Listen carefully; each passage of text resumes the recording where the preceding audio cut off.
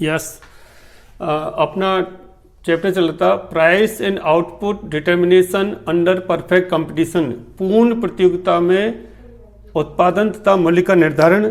और ये चैप्टर है अपना बीकॉम पार्ट फर्स्ट के अंतर्गत, जो ईएफएम का सेकंड पेपर है बिजनेस इकोनॉमिक्स। बिजनेस इकोनॉमिक्स के अंतर्गत चैप्टर था अपना पूर्ण प्रतियोगिता के अंतर्गत उत्पादन तथा मूल्य का निर्धारण। पिछले वीडियो में आपने पढ़ा था पूर्ण प्रतियोगिता किसे कहते हैं, पूर्ण प्रतियोगिता की क्या विशेषताएं पाई जाती हैं।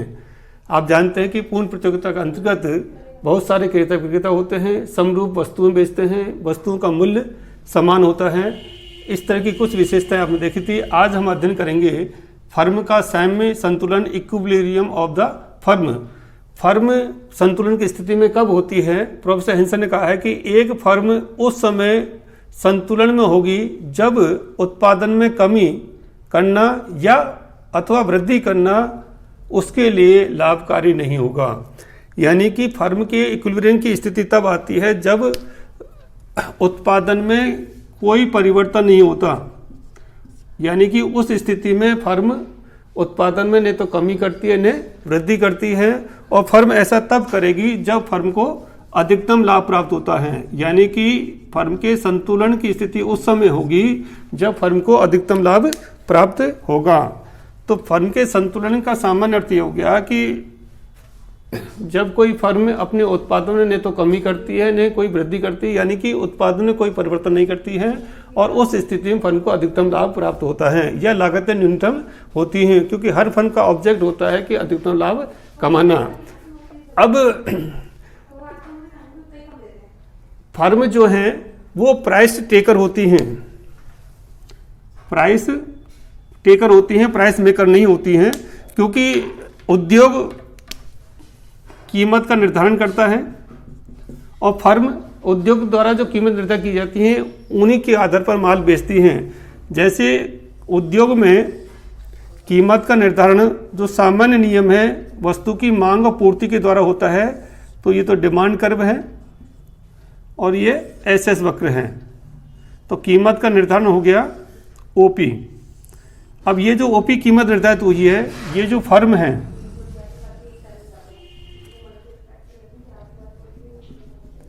इसके लिए भी यही AR बराबर MR होती है, यानी कि एवरेज रेवेन्यू मार्जिन रेवेन्यू।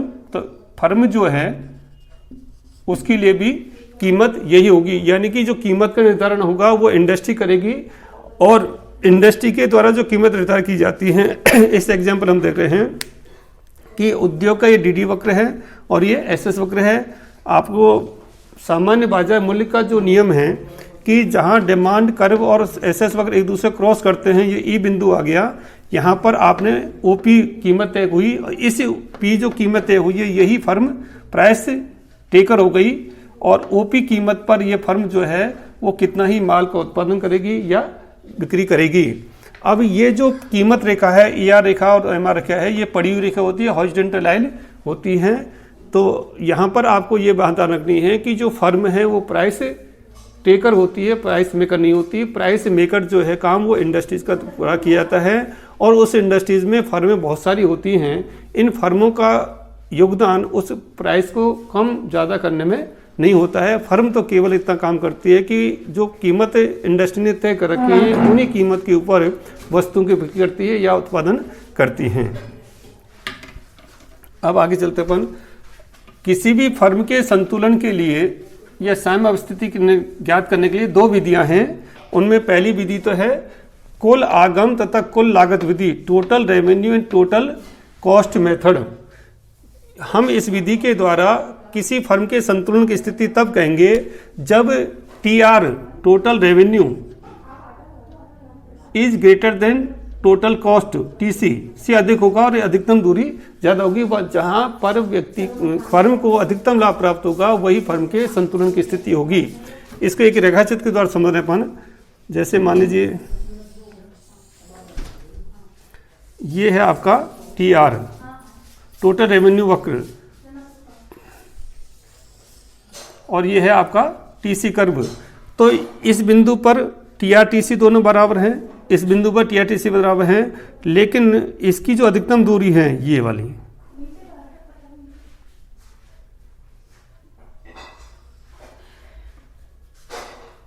न्यूनतम जहाँ पर ये टर्न किया है वो बिंदु पर, तो यहाँ पर फर्म को अधिकतम होगा। ये डिस्टेंस, ये तो हो गया टी आर ऊपर है और ये टी सी नीचे है, तो ये जो लाभ का बिंदु है यहाँ पर फर्म साम्य की स्थिति में होगी, यानी कि फर्म जो है ओ क्यू उत्पादन करेगी, इतना उत्पादन करेगी क्योंकि यहाँ पर इंडस्ट्रीज को अधिकतम लाभ प्राप्त होगा। आप देख लीजिए ये जो गैप है यहाँ पर no loss no profit T R T C दोनों बराबर है, यहाँ पर टी आर टी सी बराबर है, यहाँ पर आप देखेंगे तो टी सी ज़्यादा है टी आर कम है, तो यहाँ लॉस की स्थिति है।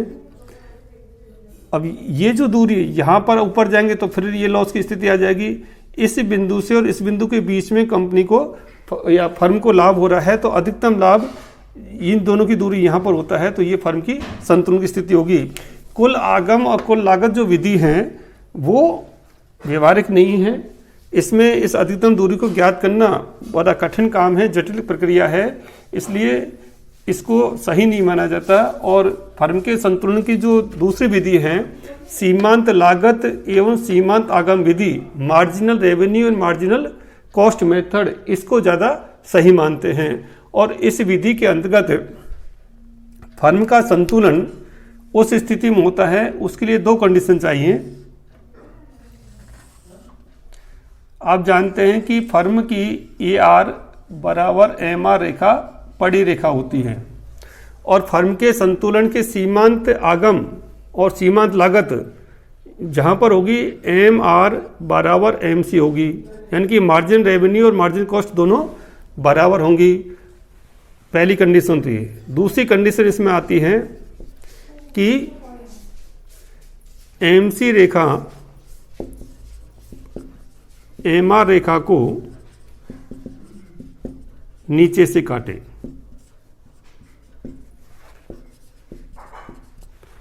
मार्जिनल कॉस्ट की जो रेखा है यानी कि सीमांत लागत जो वक्र है वो एम आर मार्जिनल रेवेन्यू वक्र रेखा को नीचे से काटे और ऊपर बढ़ता हुआ हो। ये दोनों कंडीशन जहां पर फुलफिल होंगी वहीं पर फर्म की संतुलन की स्थिति होगी, इक्विलिब्रियम की स्थिति होगी। अब यहां पर हम देखते हैं कि ये ए आर बराबर एम आर रेखा है जो पड़ी रेखा है, ये जो फर्म है वो प्राइस टेकर हो गई, ये ओ पी इसने कीमत ली है। अब हम यहाँ देखते हैं कि एक एम सी रेखा, ये एम सी रेखा है, तो आप देखिए कि जो ये मार्जिन कॉस्ट वक्र है एम सी जो रेखा है इसको यहाँ पर भी काटा है एम आर को और इस जगह भी काटा है, तो यहाँ पर इन दोनों जगह पर ये एम आर एम सी बराबर हैं। लेकिन दूसरी कंडीशन क्या है कि एम सी रेखा एम आर को नीचे से काट रही है, ये जो एम सी रेखा है एम आर को नीचे से काट रही है यहाँ इस बिंदु पर, तो ये हो गया आपका इक्विलिब्रियम का बिंदु। इससे सीधा लंब डाल दीजिए तो ओ की उत्पादन करेगी फर्म जो है वो ओ की उत्पादन करेगी। यहाँ पर फर्म को अधिकतम लाभ प्राप्त होगा, इससे न तो कम उत्पादन करेगी न इससे ज़्यादा उत्पादन करेगी। तो सीमांत लागत और सीमांत आगम विधि के अंतर्गत फर्म का यदि संतुलन ज्ञात करना है आपको तो इसके लिए दो कंडीशन हैं। पहली कंडीशन तो क्या, M R equal to M C, यानी कि मार्जिनल रेवेन्यू मार्जिन कॉस्ट के बराबर होनी चाहिए। दूसरी कंडीशन जो इम्पोर्टेंट है कि एम सी रेखा एम आर रेखा को नीचे से काटे, यानी कि जो मार्जिन कॉस्ट वक्र है, ये जो सीमांत लागत वक्र है, ये जो एम आर रेखा है जो पड़ी रेखा है इसको नीचे से काटे, तो इस बिंदु पर साम्य की स्थिति हुई। इसी बिंदु पर एम आर एम सी दोनों बराबर हैं, तो फर्म का संतुलन की स्थिति हुई, ओ की मात्रा उत्पादन करेगी। अब फर्म के जो संतुलन की स्थिति है वो अल्पकाल में क्या स्थिति बनेगी और दीर्घकाल में क्या स्थिति, शॉर्ट पीरियड में कंपनी को लाभ होगा, हानि होगी, सामान्य लाभ होगा, क्या स्थिति बनेगी, वो अभी हम आगे इसमें चर्चा करते हैं। तो नेक्स्ट पॉइंट है अपना अल्पकाल में फर्म का संतुलन। अल्पकाल में, शॉर्ट पीरियड में, अल्पकाल वह अवधि होती है जिसमें कि फर्म अपने उत्पादन में कमी वृद्धि ज़्यादा नहीं कर सकती है, क्योंकि इतना समय नहीं होता है कि वो डिमांड के हिसाब से एक्सपेंशन कर सके। तो अल्पकाल में फर्म को तीन स्थिति हो सकती हैं। एक तो होती है लाभ की स्थिति, दूसरी स्थिति हो सकती है सामान्य लाभ, और तीसरी स्थिति हो सकती है हानि की स्थिति, हानि। लॉस, फर्म को अल्पकाल में लॉस भी हो सकता है और कई फर्में अल्पकाल में लॉस होते भी वो उत्पादन को जारी रखते हैं क्योंकि उन्हें मालूम है कि दीर्घकाल में लाभ होगा, क्योंकि इसमें फ्री एंट्री और फ्री एग्जिट है। यदि लाभ ज़्यादा होगा तो दूसरी फर्में उसमें एंटर करेंगी तो उनको सामान्य लाभ की स्थिति प्राप्त हो जाएगी, और जो हानि होगी तो कुछ फर्में दीर्घकाल में गायब हो जाएंगी। तो दीर्घकाल के अंतर्गत लॉन्ग पीरियड में पूर्ण प्रतियोगिता के अंतर्गत फर्म को केवल सामान्य लाभ प्राप्त होगा, क्योंकि लाभ की स्थिति इसलिए नहीं होगी क्योंकि लाभ के कारण से दूसरी फर्में उस मार्केट में एंटर हो जाएंगी और हानि ज़्यादा समय तक नहीं रख सकती हैं। तो दीर्घकाल में फर्म को केवल सामान्य लाभ का प्राप्त होगा। परीक्षा में आपको अल्पकाल के अंतर्गत लाभ की स्थिति का डायग्राम बनाना है, सामान्य लाभ का डायग्राम बनाना है, हानि का डायग्राम बनाना है, और लॉन्ग पीरियड के अंतर्गत आपको सामान्य लाभ का डायग्राम बनाना है, फिर उनका इंटरप्रेशन करना है। ये चीज़ें हमको यहाँ पर डिस्कस करनी है। तो सबसे पहले लेते अपन अल्पकाल में लाभ की स्थिति। लाभ की और हानि की स्थिति तुलना करते अपन if AR is greater than AC। यदि AR ज़्यादा है, AR का मतलब यहाँ पर एवरेज रेवेन्यू से है, औसत आगम औसत लागत से अधिक है, AR is greater than AC है, तब कहेंगे कि कंपनी को या फर्म को लाभ की स्थिति है। और सामान्य लाभ मिलता है AR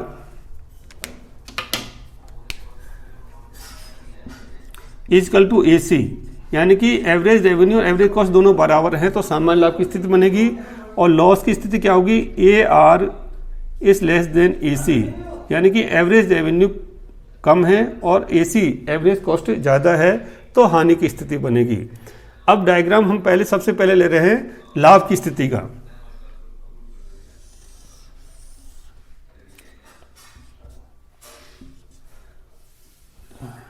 ये तो बना लेते हैं अपन।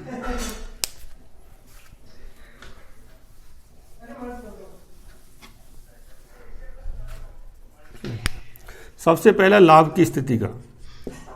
लाभ कब होगा, AR is greater than AC।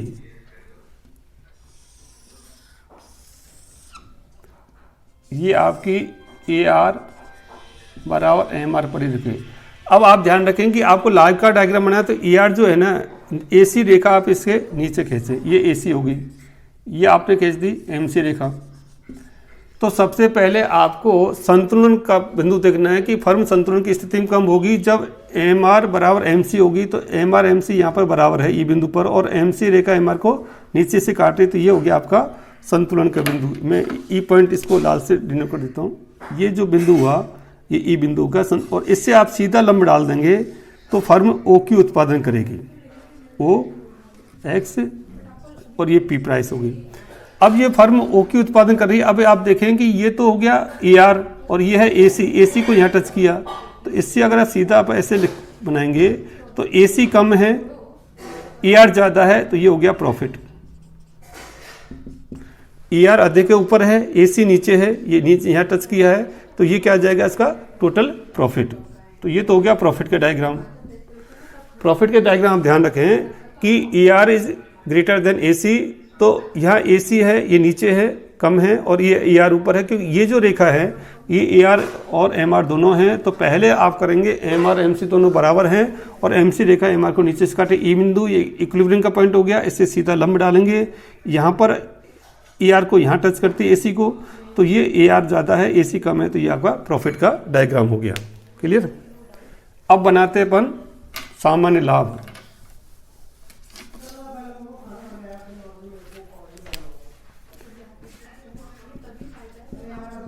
सामान्य लाभ कब होगा, AR बराबर AC, AR AC दोनों बराबर होंगे। चल ही नहीं रहे यहाँ।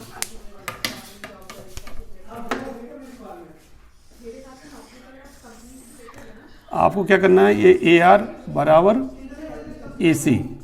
अब इसको टच करते हुए आप AC रेखा खींचेंगे, ये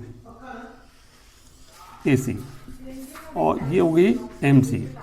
तो देखिए इसी बिंदु पर MR MC दोनों बराबर हैं, ये ई बिंदु हो गया, और इससे हमने सीधा लंब डाला, OQ उत्पादन करेगी, और इसी बिंदु पर AR AC दोनों बराबर हैं, तो ये हो गया आपका सामान्य लाभ का डायग्राम। अब आता है हानि। हानि कब होगी? AR is less than AC, AC ज़्यादा है और AR कम है।